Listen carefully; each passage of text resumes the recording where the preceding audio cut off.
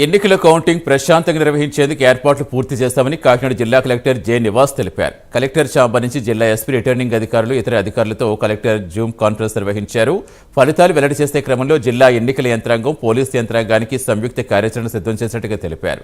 3 అంచెల భద్రత, 7 అసెంబ్లీ నియోజకవర్గాల పరిధిలో సీసీ కెమెరాస్ ఏర్పాటు చేసినట్టుగా తెలిపారు. పోటీలో ఉన్న అభ్యర్థుల ఇళ్ల వద్ద, రాజకీయ పార్టీల ఆఫీసుల వద్ద సీసీ కెమెరాలు, నిఘా వ్యవస్థ ఏర్పాటు చేసి వ్యక్తుల, సమూహాల కదలికలపై దృష్టి పెట్టామంటున్న కాకినాడ జిల్లా కలెక్టర్ నివాస్తో మా correspondent Varma face to face. సార్వత్రిక ఎన్నికల ప్రక్రియ వచ్చే నెల 4వ తేదీన కొనసాగుతున్న నేపథ్యంలో ప్రస్తుతం ఆ కౌంటింగ్ ప్రక్రియకి సంబంధించి కాకినాడ పార్లమెంటు, అలాగే 7 అసెంబ్లీ నియోజకవర్గాలకు సంబంధించి ఏర్పాట్లన్నీ కూడా ప్రస్తుతం శరవేగంగా కొనసాగుతున్నాయి. ముఖ్యంగా ఆ రోజు పక్కా ప్రణాళికతో ఇప్పటికే ఆ ఏర్పాట్లన్నింటినీ కూడా స్వయంగా పర్యవేక్షిస్తున్నటువంటి జిల్లా కలెక్టరు, అలాగే returning officer J Srinivas ప్రస్తుతం మనతో పాటు ఉన్నారు. ఆయన అడిగి ఏర్పాట్లకు సంబంధించి పూర్తి వివరాలు తెలుసుకుందాం. సార్ నమస్తే. ఇప్పుడు కౌంటింగ్ ప్రక్రియ 4వ రోజు, ఏదైతే ఈవీఎం నుంచి స్ట్రాంగ్ రూమ్ తీసుకురావడం వరకు, మళ్ళీ వాటిని స్ట్రాంగ్ రూమ్లో భద్రపరచడం వరకు ఎటువంటి ఏర్పాట్లు చేశారు? రైట్, ముందుగా మనం కౌంటింగ్ కోసం ఏర్పాటు చేసిన సెంటర్ జేఎన్టీయూ ప్రిమైసెస్లో మనం ఏర్పాటు చేసుకోవడం జరిగింది. అండ్ అక్కడ మనం మొత్తంగా 4 బ్లాక్లో మన కౌంటింగ్ అనేది జరుగుతుంది. సంబంధించినటువంటి 7 కాన్స్టిట్యున్సీలో, అదే రకంగా పార్లమెంట్ పోస్టల్ బ్యాలెట్ కూడా ఈ 4 బ్లాక్లో జరుగుతూ ఉంటుంది. సో ఈ 4 బ్లాక్లు సంబంధించింది ఆ ఈవీఎంస్ అవన్నీ కూడా బ్లాక్లో ఉన్నటువంటి స్ట్రాంగ్ రూమ్లో ఆల్రెడీ పెట్టడం అనేది జరిగింది. సో ప్రతి ఒక్క హాల్లో కూడా మనం ఏంటంటే ఒక 14 టేబుల్స్ పెట్టేసి, అదే రకంగా పోస్టల్ బ్యాలెట్కి ఒక 3 నుంచి 4 టేబుల్స్ పెట్టేసి ప్రతి హాల్లో ఈ కౌంటింగ్ అనేది జరుగుతూ ఉంటుంది.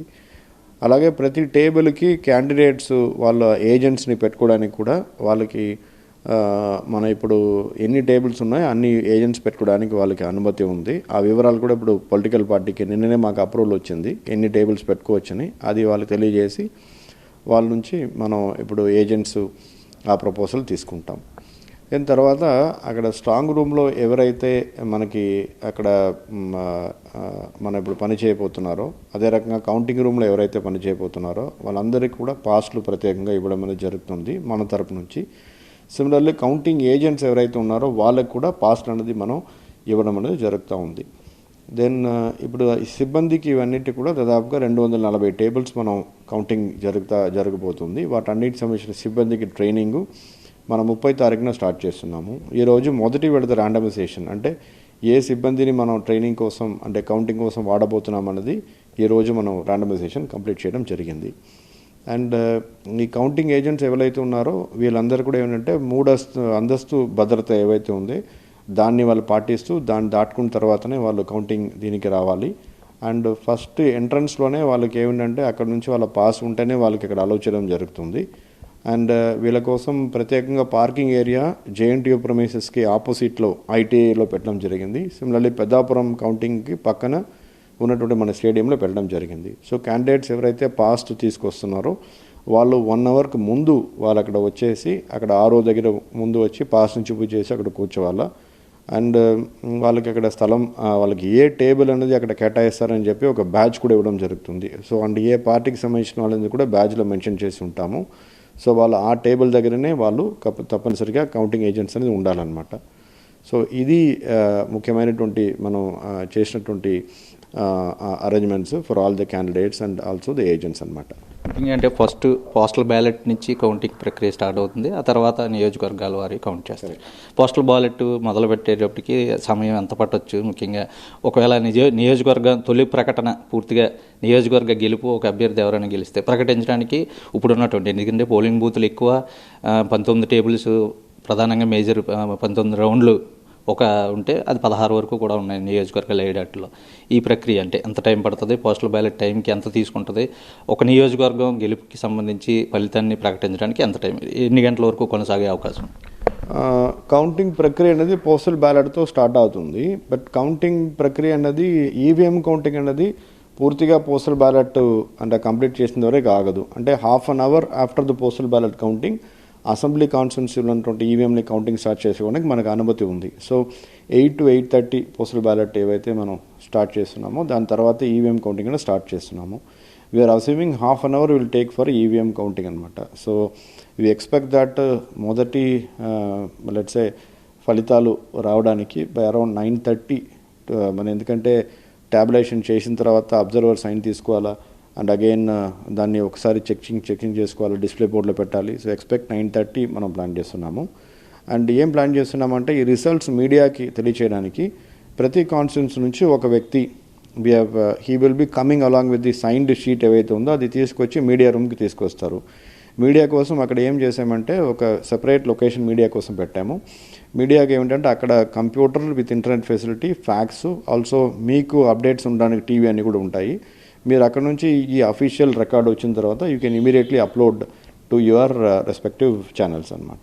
ఇంకా సిబ్బంది మొన్న పోలింగ్ ప్రక్రియలో కొంతమంది సిబ్బందిని పెట్టారు, దానికి అదనపు సిబ్బందిని కూడా పెట్టిన పరిస్థితులు. ఇప్పుడు ఇది నిర్విరామంగా కొనసాగే కొద్ది కష్టతరమైన పరిస్థితి, కౌంటింగ్ కూడా కొనసాగుతుంది, కొన్ని ఘటనలు కూడా జరిగే అవకాశం ఉంది. ఎక్స్ట్రా సిబ్బంది ఫోర్స్ విషయంలో ముఖ్యంగా భద్రతకు సంబంధించి పోలీస్ సిబ్బంది కానీ కేంద్ర బలగాలను కూడా ఏమైనా ఇక్కడ తీసుకొచ్చే అవకాశం ఉంది. అదే ఇప్పుడు ఈ 3 టైర్ సెక్యూరిటీలు ఏమిటంటే 2 టైర్స్లో ఆర్మ్డ్ పోలీస్ ఉంటారు. సో ఫస్ట్ ఏమిటంటే సిఆర్పిఎఫ్ సెంట్రల్ రిజర్వ్ పోలీస్ ఉంటారు, సెకండ్ టైర్లో స్టేట్ ఆర్మ్డ్ పోలీస్ ఉంటారు, థర్డ్లో సివిల్ పోలీస్ ఉంటారు అనమాట. అండ్ ఆల్సో మన లా అండ్ ఆర్డర్ ప్రక్రియ కోసం ఆ రోజు జిల్లా మొత్తానికి 144 డిక్లరేషన్ ఇప్పుడు పెడుతున్నాం అనమాట. సో జిల్లాలో anywhere more than 4 persons assembly అనేది ఉండకూడదు.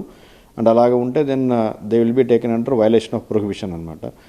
ఆల్రెడీ కౌంటింగ్ ఏరియాకి చుట్టూ 1 kilometer రేడియస్లో మనం 144 పెట్టడం జరిగింది. Now it is extended to the other entire district also. తర్వాత ఇప్పుడు మన లా అండ్ ఆర్డర్ దానికోసం ఏం చేసామంటే సెన్సిటివ్ విలేజెస్లో ఇప్పుడు both MRO and also SI వాళ్ళిద్దరు కలిపి ఆ విలేజెస్లో వెళ్ళి ఇలాంటి కౌంటింగ్ అయిన తర్వాత విక్టరీ మార్చెస్ ఎటువంటి అక్కడ చేయకూడదు, ఆ రోజు విక్టరీ మార్చెస్ చేయకూడదని, అదే రకంగా any other law and order violations చేయకూడదని చెప్పి కూడా వాళ్ళ గ్రామం లెవెల్లో కల్పిస్తున్నారు. ముఖ్యంగా కౌంటింగ్ ప్రక్రియ రోజు ప్రజలు ఎటువంటి సంయమనం పాటించాలి, లేదంటే పోలింగ్కి సంబంధించి వ్యక్తులు అక్కడ ఉన్నటువంటి ప్రతినిధులు అవ్వచ్చు, ఏజెంట్లు కావచ్చు, వాళ్ళు కూడా కొంత సమన్వయం అవసరమై ఉంటుంది. వీళ్ళందరికీ ప్రైమ్ లైన్ ద్వారా మీరు ఎటువంటి సూచనలు చేస్తారు? ప్రజలు ఆ రోజు ఎలా ఉంటే అంతా సమంజసంగా జరుగుతుంది అన్నదానికి ఒకటి ప్రజలందరూ కోరిక ఏమిటంటే ఓటమి గెలుపు అనేది it is part of life. And అలాగే ఆ గ్రామంలో ఉన్నటువంటి వ్యక్తులు వీళ్ళందరూ కూడా రేపు పొద్దున ఇద్దరిద్దరు ఒక్కొక్కరు చూసుకుని బ్రతకాల్సినటువంటి ఒక సిచ్యువేషన్ ఉన్నవాళ్ళు. సో కాబట్టి ఎక్కువ అతి ఉత్సాహం అనేది ఖచ్చితంగా గెలిచిన వాళ్ళకి సంతోషం ఉంటుంది, డెఫినెట్గా వాళ్ళ సంతోషం అనేది వాళ్ళు షేర్ చేసుకోవాలా. అది చట్టరీతి అయినటువంటి ఒక ఏవైతే మార్గాలు ఉన్నాయో దాంట్లో చేసుకోవాలి. డెఫినెట్లీ క్యాండిడేట్ గెలిస్తే వాళ్ళకి హ్యాపీ ఉంటుంది అండ్ వాళ్ళు all there hard work and everything అనమాట. బట్ ఏంటంటే ఎటువంటి సంఘటనలు కూడా వీ డోంట్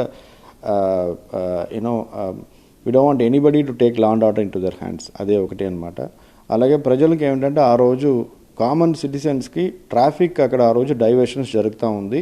సో దానికోసం ఒక సెపరేట్ వీడియో పెట్టి మనం ఆల్రెడీ ఇప్పుడు మన గ్రూప్లన్నీ కూడా షేర్ చేయడం జరుగుతుంది, మీడియా గ్రూప్స్లో కూడా షేర్ చేసాము. Please understand the video.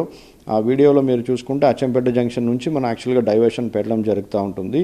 అటు సైడ్ నుంచి పిఠాపురం నుంచి వచ్చినటువంటి వెహికల్కి, సిమిలర్గా ఇటు సైడ్ నుంచి ఇట్లా కరప కాకినాడ రూరల్ నుంచి వచ్చినటువంటి వాళ్ళకి భానుగుడి జంక్షన్ నుంచి అట్లాగా మనం డైవర్షన్ పెట్టడం జరుగుతుంది. సో ట్రాఫిక్కి అంతరాయం కలగకుండా వీఆర్ మేకింగ్ అరేంజ్మెంట్స్.